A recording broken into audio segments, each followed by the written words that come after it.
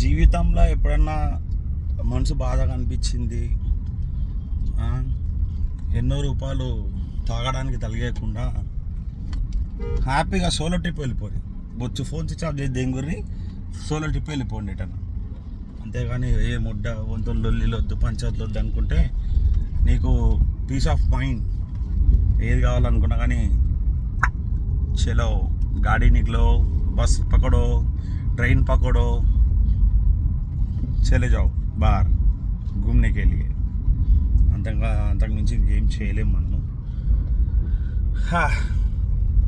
On the way to Bhadrachalam. రేపు updates ఇస్తా వెళ్ళిన తర్వాత. Bye friends.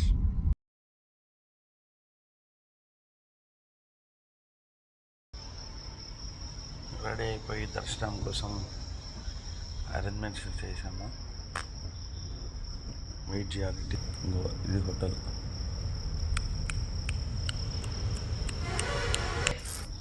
ఇది భద్రాచలం ఎంట్రన్స్ గోపురం. టెంపుల్ దగ్గరికి అయితే వచ్చేసాను. కార్ పార్కింగ్లో పెట్టి కొంచెం నడుచుకుంటూ వెళ్ళి మరి ఆ శ్రీరాముని దర్శనం చేసుకోవడం జరిగింది. అందరికి ఒక ముఖ్యమైన విషయం, భద్రాచలం వెళ్ళినప్పుడు టెంపుల్లో మీకు ఇటుక పెళ్ళే ఇస్తారు. మీరు కొత్తగా ఇల్లు కట్టుకున్నప్పుడు ఆ ఇటుక పెళ్ళే పెట్టి పూజ చేసుకోవచ్చు. దాని తర్వాత శాలిగ్రీవం నరసింహస్వామి టెంపుల్ని దర్శించడం జరిగింది. అక్కడి నుంచి పాపికొండ అందాలు చూడడానికి నా కారులో బయలుదేరాను.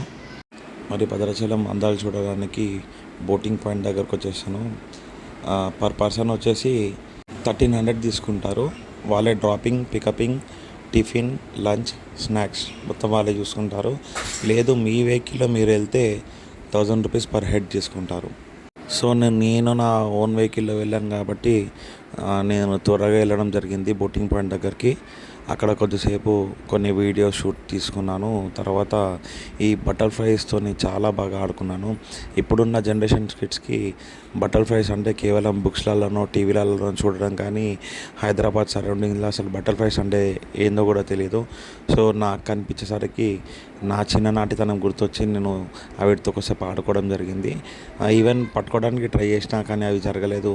సరే మళ్ళీ ఎందుకు దాన్ని ఇబ్బంది పెట్టాలని చెప్పేసి కొద్దిసేపు పట్టుకొని మెల్లగా వీడియోస్ తీసుకుంటూ ఆడుకుంటూ కూర్చున్నా. మళ్ళీ నా చిన్నతనం గుర్తొచ్చింది వీటితో ఆడుకుంటుంటే.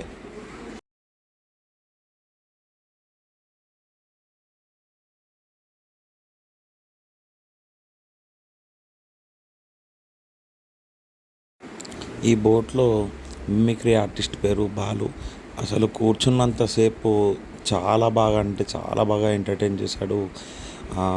అసలు మేము బోట్లో వెళ్తున్నట్టు కాదు, ఒక ఏదో జబర్దస్త్ షోలో కూర్చున్నట్టు అనిపించింది. అండ్ ఒక దంపతులు, వాళ్ళకి 40 years అయిందంట మ్యారేజ్ అయ్యి. సో వాళ్ళ మ్యారేజ్ కూడా అక్కడ చిన్నగా చేయడం జరిగింది. వాళ్ళ ఫ్యామిలీ మెంబర్స్ చాలా ఆనందపడ్డారు ఆ సిచ్యువేషన్ చూసి. సో ప్రతి ఒక్క ఫ్యామిలీని కానీ కిడ్స్ని కానీ ప్రతి ఒక్కరిని ఎంటర్టైన్ చేశారు వీళ్ళైతే. ఈ అశ్విని బోట్స్ మేనేజ్మెంట్ వాళ్ళు.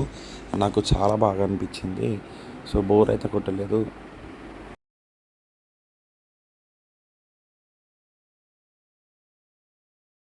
నేను మెల్లగా కిందకు వచ్చి ఆ బోట్ డ్రైవ్ చేయడం జరిగింది. బోట్ అతని పర్మిషన్ తీసుకొని అసలు ఎలా నడుపుతారు ఏంటి ఆ ఎక్స్పీరియన్స్ చేయడం జరిగింది. తర్వాత మెల్లిగా కొన్ని ఫొటోస్, వీడియోస్ తీసుకున్నాను ఇన్స్టాగ్రామ్ కోసం.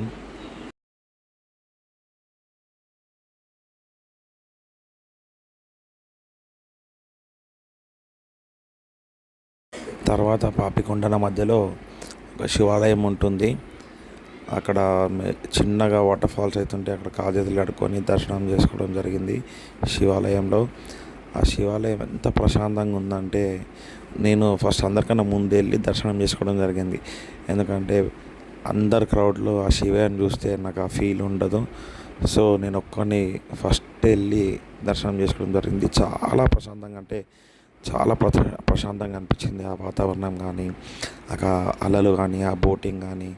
అసలు నేనెప్పుడో ఒక గతి 15 సంవత్సరాలు 12 సంవత్సరాల కింద వెళ్ళినట్టు గుర్తు. మళ్ళీ అంత లాంగ్ బ్యాక్ తర్వాత ఇప్పుడు వెళ్ళాను. అసలు ఆ ఎక్స్పీరియన్స్ మొత్తం చాలా వండర్ఫుల్ ఉంది. మీరు భద్రాచలం వెళ్ళినప్పుడు కంపల్సరీ అయితే ఈ పాపికొండల ట్రిప్ మీ ఫ్యామిలీతో ఎక్స్పీరియన్స్ చేయండి. పిల్లలను తీసుకెళ్ళండి, చాలా బాగుంటుంది. అండ్ ఇంకోటి వన్ థింగ్ ఏంటంటే, మీకు టైం ఉంటే వెంటనే మీ పిల్లల్ని తీసుకొని వెళ్ళండి. ఎందుకంటే రాబోయే రోజులలో పోలవరం ప్రాజెక్ట్ అనేది ఒకవేళ కంప్లీట్ అయితే ఈ పాపికొండలో టూరిజం అనేది ఉండదు మేబీ, నాకు తెలిసి. మొత్తానికి 3 అవర్స్ జర్నీ తర్వాత బోట్లో పాపికొండలోకి వచ్చేసాము, ఎంట్రీ అయ్యాము. అసలు చాలా అంటే చాలా బాగా అనిపించింది.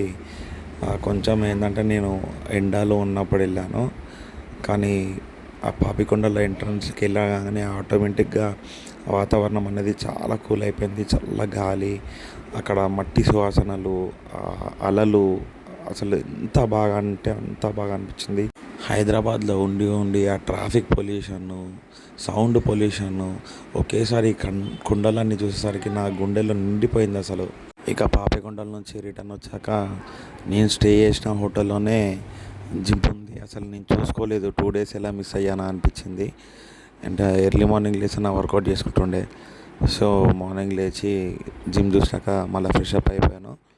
ఫ్రెషప్ అయిపోయి ఓన్లీ చిన్న జిమ్ కాబట్టి నేను బైసెప్ ట్రైసెప్ చేశాను. బైసెప్ ఒక 2 వేరియేషన్స్ అండ్ ట్రైసెప్ ఒక 2 వేరియేషన్స్ చేశాను. 4 sets. చిన్న జిమ్ అయినా కానీ కొంచెం పీస్ ఆఫ్ మైండ్ మంచిగా అనిపించింది. వాళ్ళు జిమ్ హోటల్ మేనేజర్ వాళ్ళు అన్నారు, సరే జిప్లో అసలు ఇంత డెడికేషన్గా చేసింది మిమ్మల్ని చూశాను, ఇప్పటివరకు ఎవరు చేయలేదు. మా అంటే ఒక 5 minutes 10 minutes థ్రెడ్మిల్ మీద వాక్ చేస్తారు, వెళ్ళిపోతారు. కానీ మీరు దాదాపు ఒక 1/2 hour 1 hour దాకా వార్మప్ కానివ్వండి, వర్కౌట్ కానీ చాలా బాగా చేశారు సార్ అని చెప్పి ఆ స్టాఫ్ అంటే నాకు కూడా చాలా మంచిగా అనిపించింది. ఇక త్వరగా మనము వర్కౌట్ కంప్లీట్ చేసుకొని లైట్గా పోజింగ్ ఇచ్చేసి రూమ్కి వెళ్ళి ఫ్రెష్ అప్ అయ్యి రిటర్న్ టు హైదరాబాద్ స్టార్ట్ అయిపోయాను. మీకు నా వీడియో నచ్చినట్టయితే లైక్, షేర్, సబ్స్క్రైబ్ చేయండి. ఇంకా ముందు మంచి వీడియోస్ తీసుకొస్తాను. Thank you.